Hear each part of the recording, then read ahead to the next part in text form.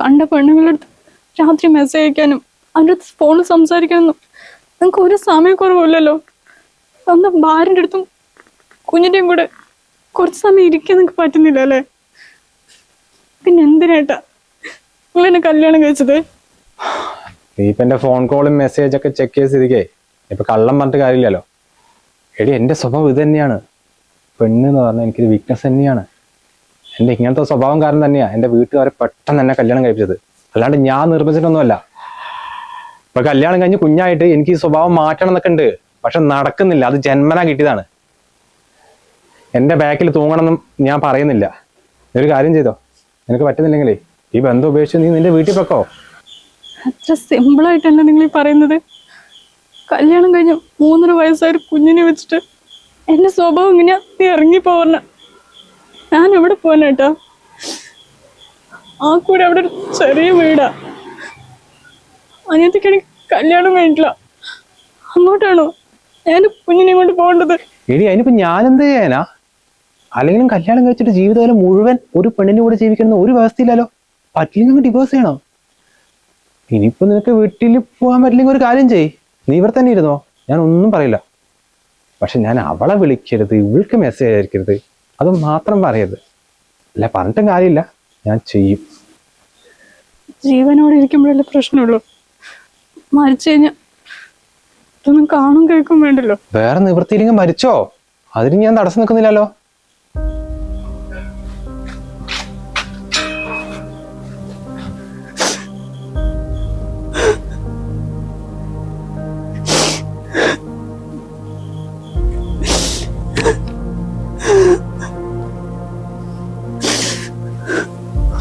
അമ്മ എന്തിനാ കരയുന്നെ? അമ്മ അകത്ത് പോവാട്ടോ, അങ്ങോട്ട് വരണ്ട, ഇവിടെ തന്നെ ഇരിക്കണേ. അമ്മ എന്തിനാ പോണ്?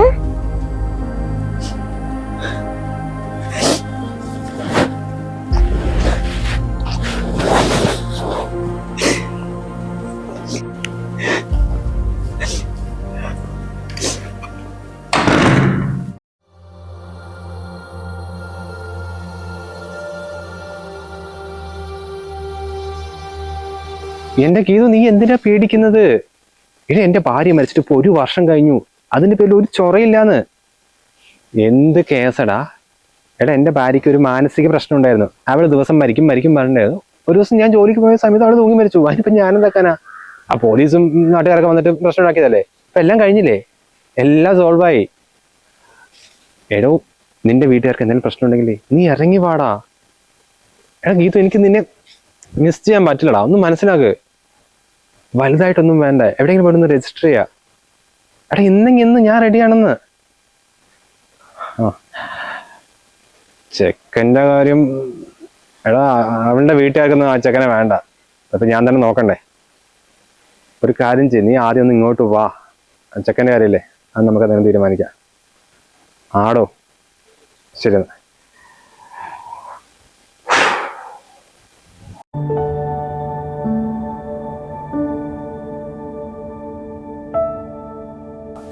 എന്തൊക്കെയായിരുന്നു?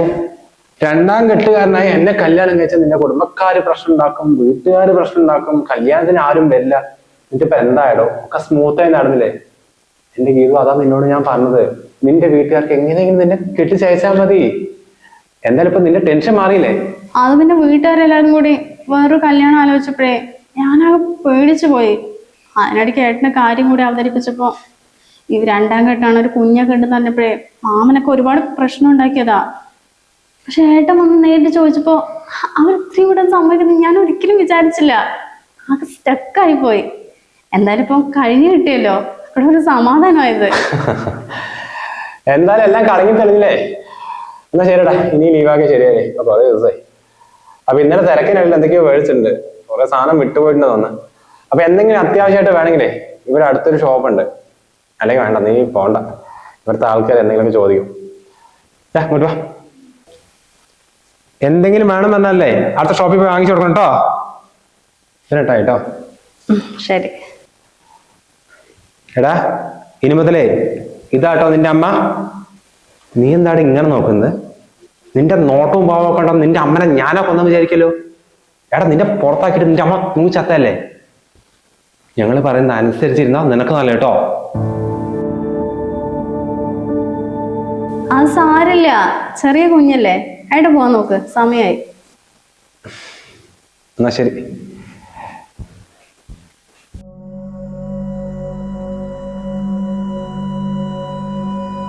എടാ നിനക്ക് എന്തെങ്കിലും കഴിക്കാൻ വേണോ അപ്പോ? എന്താ? ആ വേണ്ടെങ്കിൽ തിന്നണ്ടോ, അല്ലാണ്ട് നിന്റെ പുറകെ നടന്ന് കഴിപ്പിക്കാനേ ഞാൻ നിന്റെ സ്വന്തം അമ്മയൊന്നുമല്ല. വേണമെങ്കിൽ വിഷമം വന്ന് തിന്നെ.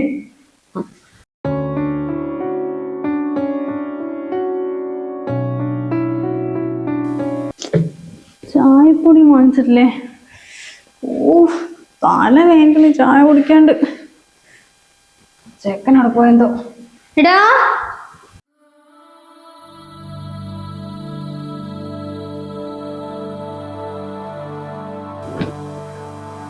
അത് ശരി, നീ കേട്ടോ നേരത്തെ ഭക്ഷണം വേണ്ട പറഞ്ഞത്, എന്നിട്ട് ഇപ്പൊ ആരും അറിയാണ്ട് ഇവിടുത്തെ വന്നിട്ട് ഇവിടെ നിന്ന് കഴിക്കുക.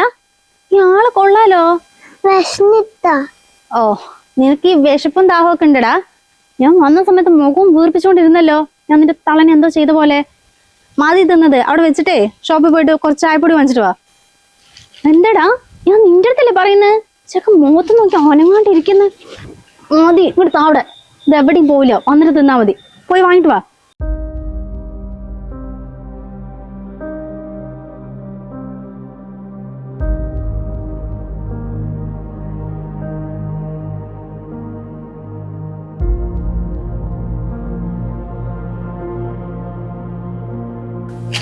അല്ലടോ, ചെക്കന് 4-4.5 വയസ്സായില്ലേ?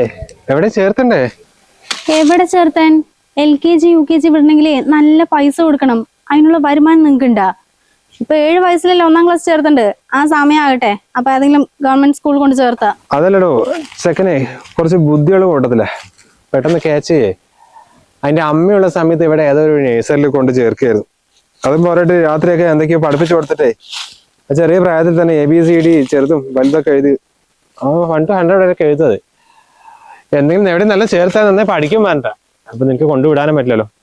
ഒരു കാര്യം ചെയ്താലോ, തൽക്കാലം അതിനും ഇവിടുത്തെ അടുത്തുള്ള ഒരു അംഗനവാടി വിട്ടാലോ? പിന്നെ ദിവസം ഈ ചെക്കൻ അംഗൻവാടി കൊണ്ട് വീട്ടിലും വിളിച്ചിട്ട് വല്ലതും പഠിപ്പിക്കലൊക്കെയാണ് എന്റെ പണി. അതിന് എന്റെ സ്വന്തം മോനൊന്നും അല്ലല്ലോ. ഇവിടുത്തെ പണി എന്നെ കൊണ്ട് ഒറ്റയ്ക്ക് ചെയ്യാൻ പറ്റുന്നില്ല. അതിനിടയ്ക്കാ എന്താ നീ പറയുന്നത്? ആ ചെറുതും കൂടി ആ കൂടി നമ്മൾ 3 ആളിൽ എവിടെയുള്ളൂ, എന്നിട്ട് ഈ വീട്ടിലെ പണി ചെയ്യാൻ നിനക്ക് പറ്റുന്നില്ല? 3 ആളാണെങ്കിലും പണികൾ ചെയ്യാനേ വേണ്ടേട്ടാ. ദിവസം അടിച്ചുപൊളിച്ച് ഭക്ഷണം ഉണ്ടാക്കി തുണികളൊക്കെ അലക്കണ്ടേ? അതിന് ഞാൻ ഒറ്റയ്ക്ക് തന്നെ ചെയ്യണം. നിങ്ങൾ ആരും ചെയ്തു തരുന്നില്ലല്ലോ. ഏതോ ചെയ്തുതരാൻ എനിക്ക് സമയമില്ലാത്തതുകൊണ്ടല്ലേ. രാവിലെ പോയി കഴിഞ്ഞാൽ ഏത് സമയത്താണ് ഞാൻ കയറി വരിക? ആ ചെക്കനെ കുറച്ചു കാലം അംഗനവാടി വിടാൻ വിചാരിച്ചാ. ഇനിയിപ്പോ ഒരു കാര്യം ചെയ്യ്, ചെറിയ എന്തെങ്കിലും പണി ഉണ്ടെങ്കിൽ ആ ചെക്കനോട് ചെയ്യാൻ പറ. 4.5 വയസ്സായാലല്ലേ, അവൻ ചെയ്തോളൂ. അതന്നെ ഞാനും വിചാരിച്ച്. പക്ഷെ നിങ്ങളെന്ന് പറയും വിചാരിച്ചിട്ടാ ഞാൻ ചെക്കനെ കൊണ്ട് ഒന്നും ചെയ്യിപ്പിക്കാത്ത. ഓ പിന്നെ ആ ചെക്കനെ കൊണ്ട് പണി ചെയ്യിപ്പിച്ച ഞാൻ എന്ത് പറയാനാ? നിങ്ങളെ എപ്പോഴും ഇവിടെ ഉണ്ടാവില്ലേ, എന്തെങ്കിലുമൊക്കെ ചെയ്യിപ്പിക്ക്.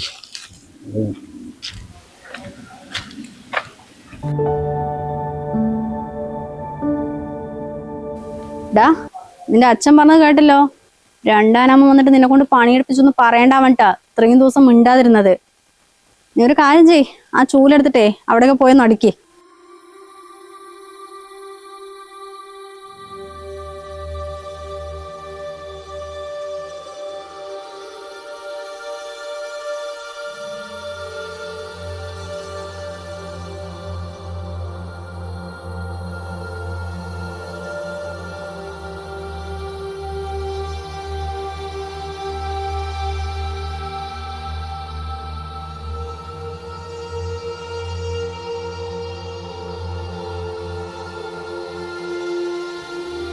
ഏട്ടാ കഴിഞ്ഞില്ലേ? എവിടെയെങ്കിലും ഭൂമി പെണ്ണുങ്ങളായിരിക്കും മേക്കപ്പ് കൊണ്ട് കുറെ സമയം വഹിക്കുക. ഞാൻ എത്ര നേരമായി കാത്തുക്കണ്, ഒന്ന് ഇറങ്ങ്. വന്നു. അല്ല ആ ചെക്കൻ എവിടെ? കല്യാണം കഴിഞ്ഞിട്ട് 4-5 മാസമായില്ലേ? എവിടെ പോകുമ്പോഴും നിങ്ങൾ എന്തിനാ ആ ചെക്കനെ വിളിക്കുന്നത്? നമുക്കൊരു പ്രൈവസി വേണ്ടേ? എടോ ഞാൻ പിന്നെ എന്താക്കും? ചെറുതല്ലേ, തറവാട്ടി കൊണ്ടാക്കുക പറഞ്ഞ അച്ഛനമ്മയ്ക്ക് ഒന്നാമത് സുഖമില്ല. അതിനിടയിൽ കൂടെ പെങ്ങളുടെ കുട്ടികളൊക്കെ വന്നിട്ടുണ്ട്. അവർക്ക് നോക്കാനാവില്ലടോ. അല്ലെങ്കിൽ എപ്പോഴും അതിനെ കൊണ്ട് അവിടെ കൊണ്ടാക്കിയനെ. ഇതിപ്പോ സാരമില്ല, ഒന്നുകൂടി വന്നോട്ടെ. എന്താ വന്നോട്ടേന്ന് ദേഷ്യം പിടിക്കുന്നുണ്ട്. ഒരു കാര്യം ചെയ്യ്, അത്ര ചെറുതൊന്നും അല്ലല്ലോ, ചെക്കൻ ഇവിടെ ഇരുന്നോട്ടെ. അല്ലടോ, അതോടെ ഒറ്റയ്ക്ക് നിൽക്കുവോ? എന്ത് നിക്കോന്ന്? നല്ല ബുദ്ധി ഉണ്ടായിന്, അവനൊക്കെ നിന്നോളും. ഓഹോ, അപ്പോഴേക്കും ഒരുങ്ങി കെട്ടി വന്നാ. എടാ ഞങ്ങളെ പോകുന്നുള്ളൂ, നീ ഇവിടെ നിന്നാ മതി. അല്ല ഇതിനിപ്പോ എന്തെങ്കിലും തിന്നാൻ കൊടുക്കണ്ടേ? ഇവിടെ ഒന്നും ഇല്ലാലോ. അവിടെ ഒരു കഷ്ണം പപ്പായും ചെറിയൊരു പഴമുണ്ട്, അതുപോലെ. അതൊന്നും കഴിക്കില്ലടോ. എന്റെ അമ്മ ഉണ്ടാവുമ്പോ ഭക്ഷണം പുറകെ നടന്ന് വാരി കൊടുത്തിട്ട് ഒരു കോലം ഉണ്ടായിരുന്നു. അപ്പൊ എന്റെ അവസ്ഥ നോക്ക്. ഓ, അപ്പൊ ഞാനും എന്റെ അമ്മനെ പോലെ പുറകെ നടന്നവനെ ഭക്ഷണം കഴിപ്പിക്കണ? ഓ, ഞാനൊന്നും പറഞ്ഞില്ല. ഇനിയിപ്പൊ അതിന്റെ പേരിൽ തർക്കിക്കാൻ നിൽക്കണ്ട. ഇടുവാ, ഞങ്ങള് പുറത്തു പോവാണ്. ഇങ്ങോട്ടൊന്നും ഇറങ്ങണ്ട, അവിടെ തന്നെ ഇരിക്കണം കേട്ടോ. അവിടെ എന്തെങ്കിലും ഉണ്ടോ അതൊക്കെ തിന്നിട്ട് ഇരിക്കി. നീ വാ, കറി കയറി.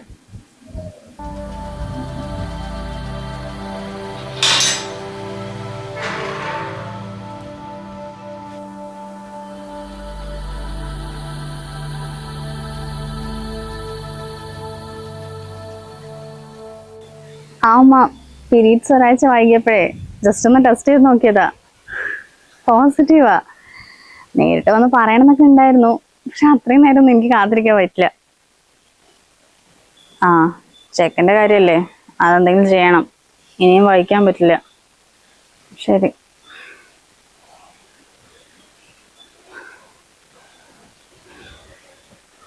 നീ എന്താണ് ഈ പറയുന്നത്? നമുക്കൊരു കുഞ്ഞുണ്ടാകുമോന്ന് പറഞ്ഞിട്ട് ഈ ചെക്കനെ കൊണ്ട് കളയാനോ? എടോ, അങ്ങനെ ചെയ്താൽ തന്നെ ഈ നാട്ടുകാർ വയൽക്കാരൊക്കെ അന്വേഷിക്കില്ലേ? നമ്മ രണ്ടാളും ജയിലിൽ കിടക്കേണ്ടി വരും കേട്ടോ. ഓ, അപ്പൊ നിങ്ങക്ക് നമ്മുടെ കുഞ്ഞിനെക്കാളും ആ ചെക്കനാണല്ലേ വലുത്? ഇത് നീ വെറുതെ അനാവശ്യം പറയാൻ നിൽക്കല്ലേ. എടാ, എനിക്ക് നിങ്ങൾ വെച്ചിട്ടേ വേറെ എന്തോ ഉള്ളൂ. അല്ലെങ്കിൽ ആ ചെക്കനോട് എനിക്ക് വലിയ അറ്റാച്ച്മെന്റ് ഒന്നുമില്ല. പട്ടിയെ പൂച്ചയാണെങ്കിൽ എവിടെ കൊണ്ട് കളയായിരുന്നു. ഇതിപ്പോ ഞാൻ എന്ത് ചെയ്യാനാ? കടുകൈ ചെയ്യാന്ന് പറഞ്ഞില്ലല്ലോ. വല്ല ഉത്സവ പറമ്പിൽ ഓള് കൂടുന്ന സ്ഥലത്തോ ചെക്കൻ ഉപേക്ഷിച്ചേ നിങ്ങൾ ഇങ്ങോട്ട് പോര്. എടോ, അപ്പൊ ഇവിടെയുള്ള ആൾക്കാർ ചോദിക്കില്ലേ കുഞ്ഞെവിടെയെന്ന്? അപ്പൊ നമ്മളെന്ത് പറയും? എന്ത് പറയാൻ? തിരക്കുള്ള സ്ഥലത്ത് ചെക്കൻ മിസ്സായി വേണ്ടി പോലീസിലൊരു കംപ്ലൈന്റ് കൊടുത്താ പോരെ? നമ്മള് സേഫ് ആയില്ലേ?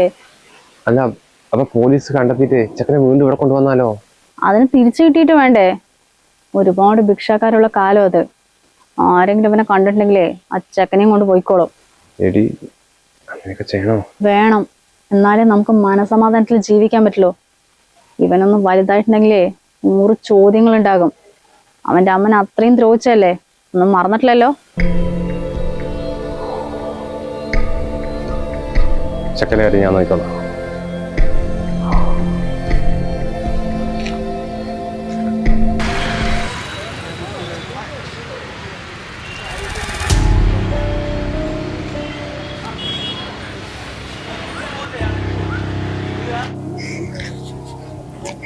അച്ഛാ, നമ്മൾ എന്തിനാ ഇങ്ങോട്ടേക്ക് വന്നത്? കുഞ്ഞു കുറേ ദിവസമല്ലേ വീട്ടിലിരിക്കുന്നത്.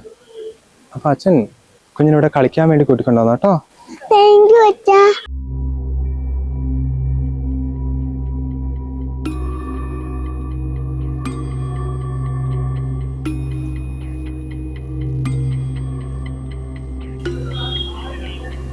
മോനെ, അച്ഛൻ ഐസ്ക്രീം മേടിച്ചുതരാ. മോൻ ഇവിടെ തന്നെ ഇരിക്കണം കേട്ടോ.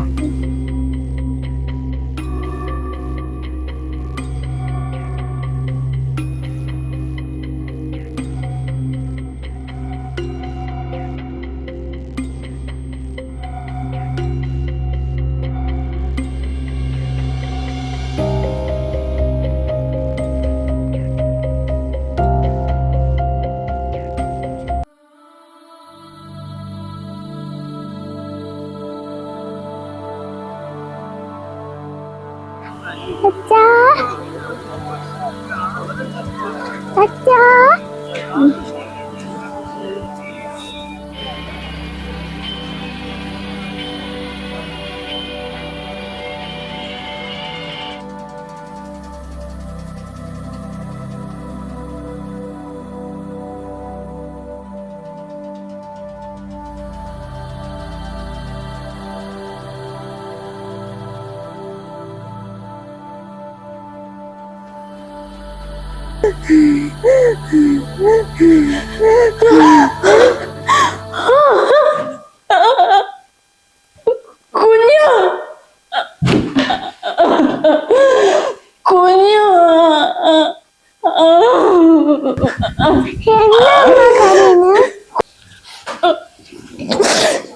എന്റെ കുഞ്ഞിനെ വിട്ട് അമ്മ എവിടെയും പോയില്ല കേട്ടോ. അമ്മ കൂടെ തന്നെ ഉണ്ടാവും. അമ്മ എന്ത് കണ്ടതാ? അമ്മയില്ലെങ്കിൽ പൊന്നുമോന്റെ അവസ്ഥ എന്താന്ന് ആലോചിച്ച് നോക്കിയതാണ്.